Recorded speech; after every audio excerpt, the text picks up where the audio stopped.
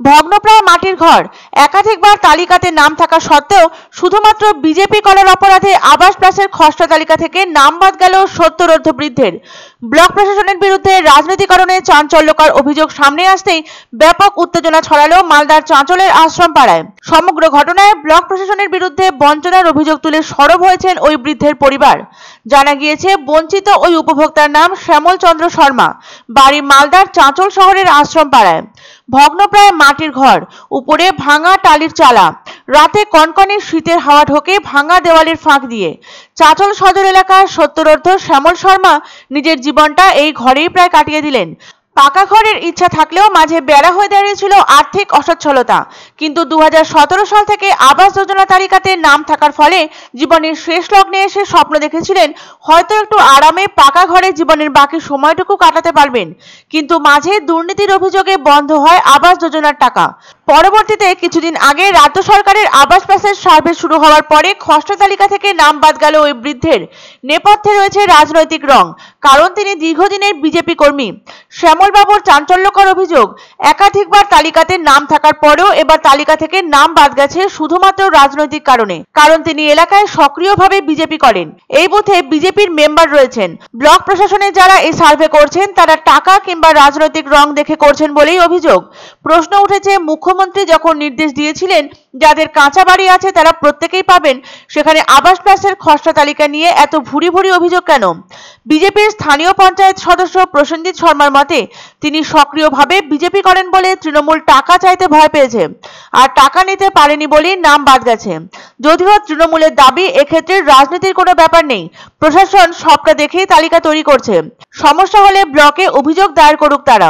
সমগ্র ঘটনার সামনে আসতেই শুরু হয়েছে রাজনৈতিক চাপানুতোর। শ্যামল শর্মা বলেন, ঘরের অবস্থা শোচনীয়, এরপরেও যদি ঘর না পান তাহলে আর কিছু বলার নেই। সমীক্ষায় আবাস প্লাসের তালিকা থেকে বাদ গিয়েছে প্রায় 20% নাম। তালিকায় গড়মিল নিয়ে প্রথম থেকেই অভিযোগ আসছিল বিরোধীদের। সমীক্ষায় বিশাল সংখ্যক নাম বাদ যাওয়ায় তাদের অভিযোগ অমূলক ছিল না বলেই দাবি বিরোধীদের। বিপুল সংখ্যক নাম বাদ যাওয়া নিয়ে প্রশাসন ও শাসক দল তৃণমূলের বিরুদ্ধে আবাসের তালিকা তৈরিতে দুর্নীতি ও স্বজন পোষণের অভিযোগ তুলে সরব হয় বিজেপি। এসএডি বারবার করে ইনকোয়ারি করে গেল, এবারও ইনকোয়ারি করে গেল, আমার নাম তালিকা দিয়ে গেল, দিয়ে যা বলছে আপনি অবশ্যই পাচ্ছেন। তা সত্ত্বেও যে আমার নাম কেটে দিচ্ছে কেন? বিজেপি করার কি অপরাধ, না আরও কোনো কিছু আছে? আমি এখন যাবো কোথায়, খাবো কোথায়? আমার ট্রিটমেন্ট হচ্ছে।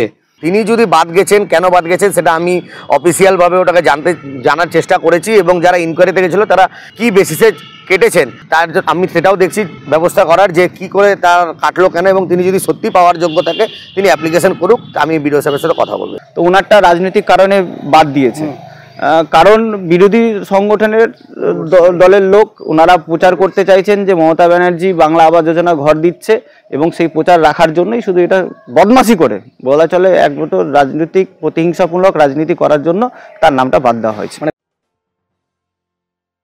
এক অন্য অনুভূতির স্পর্শ পাওয়া যায় রয়কো ব্র্যান্ডের গেঞ্জি ও জাঙ্গিয়ায়। তাই ছোট বড় সবার পছন্দ রয়কো গেঞ্জি ও জাঙ্গিয়া। প্রস্তুতকারক জয়মনি হোশিয়ারি, কলকাতা। আনন্দ সংবাদ, আনন্দ সংবাদ। 30 বছরের নির্ভরযোগ্য প্রতিষ্ঠান ইন্দ্রমণি রাইস মিল। আমাদের কয়েকটি জনপ্রিয় ব্র্যান্ড হলো তাজ, বরলি, খুশি ইত্যাদি। আমাদের factory outlet CG trading company, Dinbazar, axis ব্যাংকের পাশে, জলপাইগুড়ি। এখানে সুলভ মূল্যে গুণগত মানের সব ধরনের চাল পাওয়া যায়।